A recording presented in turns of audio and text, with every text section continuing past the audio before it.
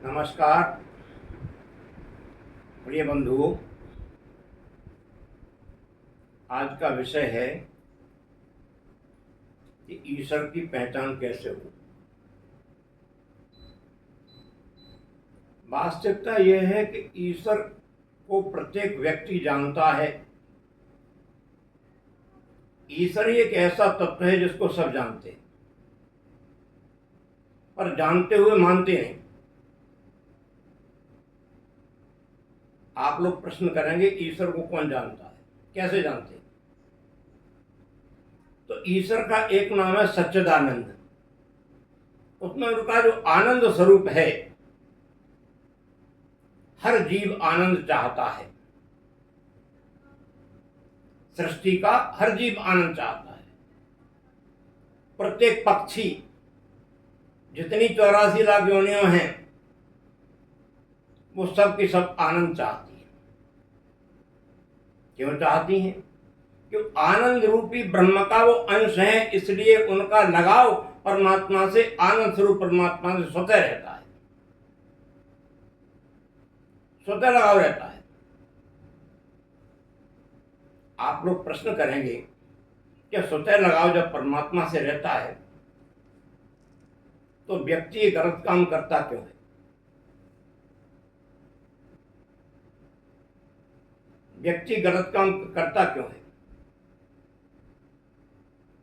मिलान तो है परमात्मा से, लेकिन प्रकृति का आवरण जो छाया पड़ा है, माया का जो आवरण है, उससे ढका है, उससे ढका हुआ है। माया हट जाए तो ब्रह्म जो साक्षात है। उदाहरणार्थ, अर्जुन के रथ पर बैठे थे भगवान श्री कृष्ण, और श्री कृष्ण को अर्जुन जो है देह समझता रहा। उन्होंने भगवान नहीं समझा। क्यों नहीं समझा? कि वो भगवान उसको पीठ दिए बैठे, पीठ दिए बैठे, और इसलिए अर्जुन को ज्ञान नहीं हुआ। जब भगवान समक्ष आ गए तो आत्मबोध होना शुरू हो गया। ऐसे ही हमारे आपके जीवन में भगवान तो है, लेकिन हम भगवान को पीठ दिए बैठे, पीठ दिए बैठे, इसलिए हमको उसकी अनुभूति, उसकी अनुभव उसका नहीं हो पा रहा है। देखिए, ये भगवान है और ये जो है जीव है। तो जीव जो पीठ दिए बैठा है, तो भगवान का काम ये है कि जीव को अपने समक्ष कर ले। सन्मुख होए जीव मोह जबहि, और जन्म कोटि अघनासहि तबहि।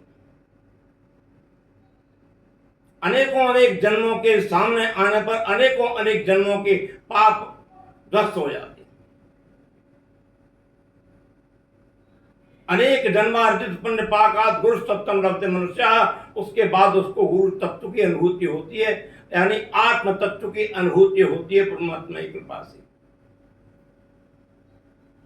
आत्मा से बड़ा कोई देव नहीं। सारे देव आत्मा के अधीन है।